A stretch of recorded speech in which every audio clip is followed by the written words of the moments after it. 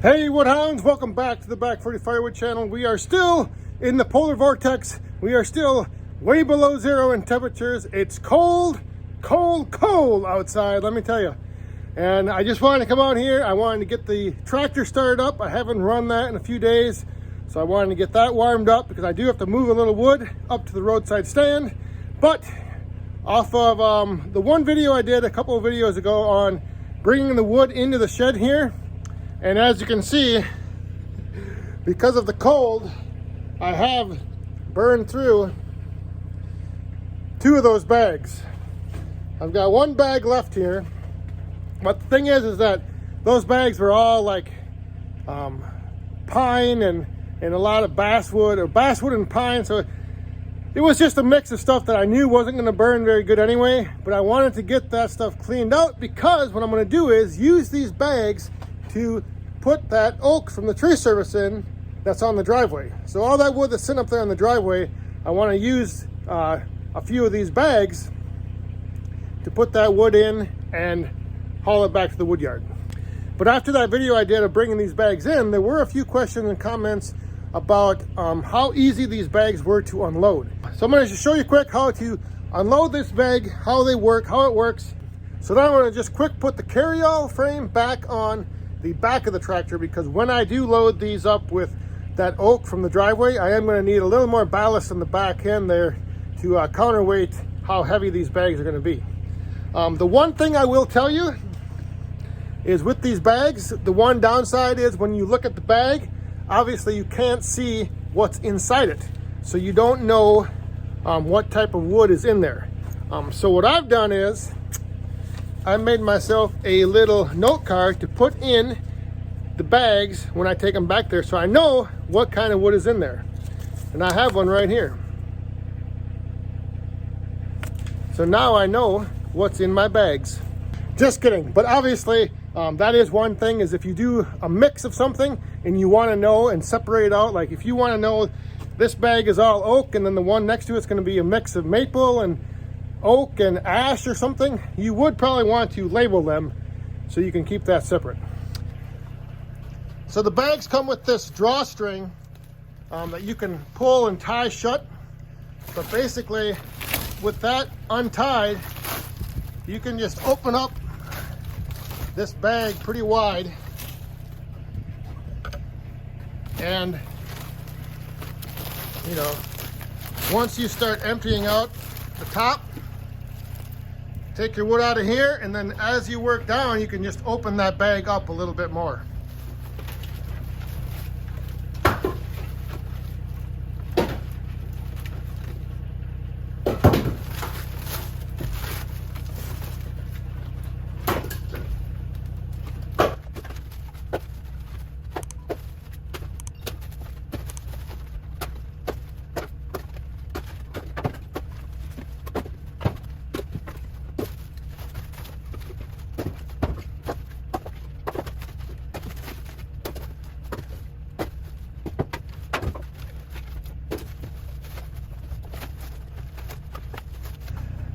So there you can see that the sides do kind of fold down, and as you get lower in the bag, you can just push that down and reach in there and get the pieces out. So it works pretty good. And then as you saw also, when you're done, the other nice thing is these bags, you can fold them up and they don't take up as much room just sitting around empty like an IBC tote does. But you know, if you're like me, you probably don't let those totes sit around empty very long anyway.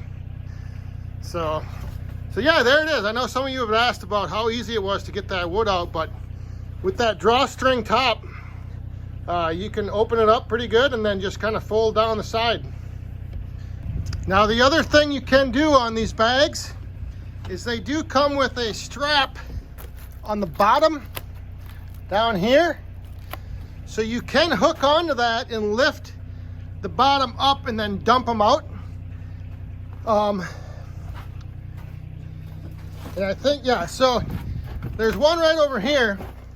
So what I'm gonna do just to test this out and to empty out, I mean, it's only half full, but what I think I'll do is I'll come in here. I've got the bucket on, So I could hook onto that with the bottom, with the chain hook on the top of the bucket, and I'm gonna see if I can just lift that up and then dump that bag out.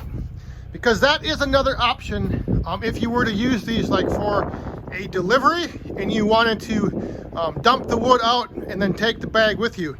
You can hook onto the bottom. There's a strap on each side, and you could, you know, lift that up and then lift and maybe turn and dump it out. In this case, I'm just going to try to lift it up and then we'll try to dump it forward. So we'll see how that goes. So the bucket wasn't going to work because I couldn't reach in here far enough. So I went and put the forks on, which I'm going to need anyway to move these bags once they're full. So I've got that hooked up. I'm going to lift it up and just try to tip this. Just try to tip it over and dump it out. This probably isn't going to work, but we'll give it a try.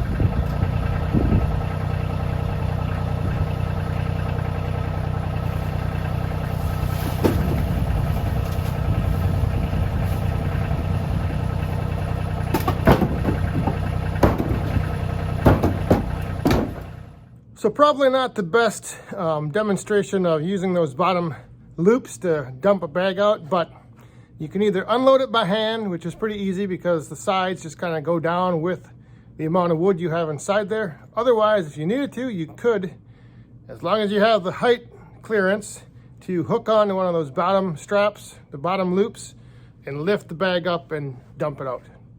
So those bags do have some unloading options. So I just wanted to show that. Like I said, the demonstration of the dumping out probably wasn't the best because in the shed there, I don't have the lift clearance to be able to do it, but oh well, it can be done. So with that, the carryall's back on. I got the stand loaded up with some wood. The bags are now all empty, so I can refill those 3 and get some of this wood off the driveway.